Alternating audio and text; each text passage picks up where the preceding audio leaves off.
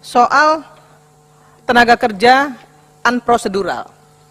Ini BP2MI dan Kementerian Tenaga Kerja sudahkah melakukan kerjasama dengan pihak kepolisian dan TNI AU misalnya yang di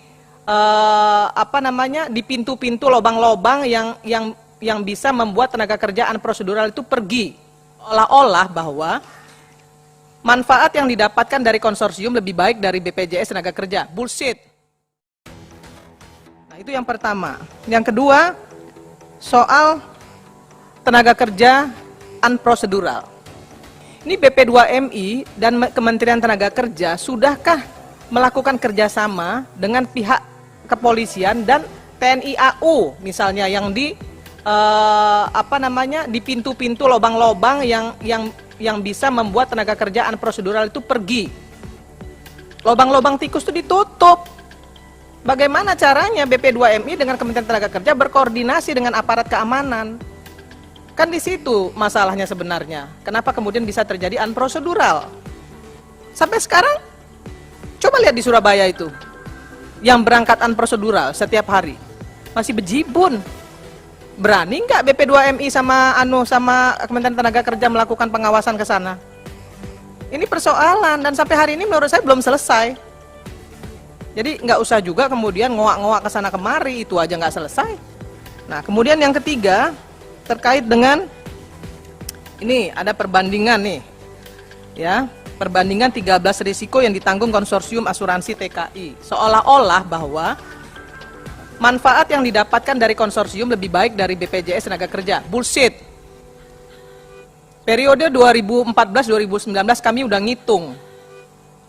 Konsorsium itu memang seolah-olah manfaatnya besar, tapi klaim-klaim yang bisa dicairkan hanya 20% dari semua klaim yang ada. Kenapa bisa begitu? Karena persyaratan-persyaratannya tidak terpenuhi. Banyak sekali pekerja migran kita tidak pegang paspor. Sementara paspornya dipegang oleh majikan. Dan majikannya nggak tahu kemana.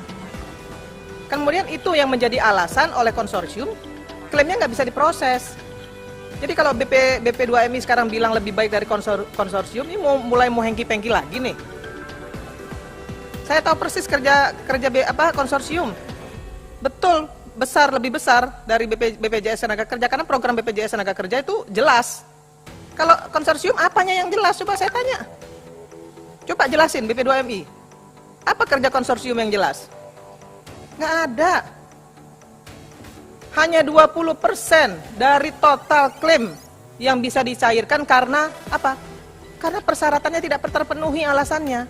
Nah, bagaimana yang namanya pekerja migran kita nggak pegang data, nggak pegang persyaratan, nggak pegang dokumen, karena dokumen semua dipegang oleh majikan, dicari nggak ketemu dan lain sebagainya.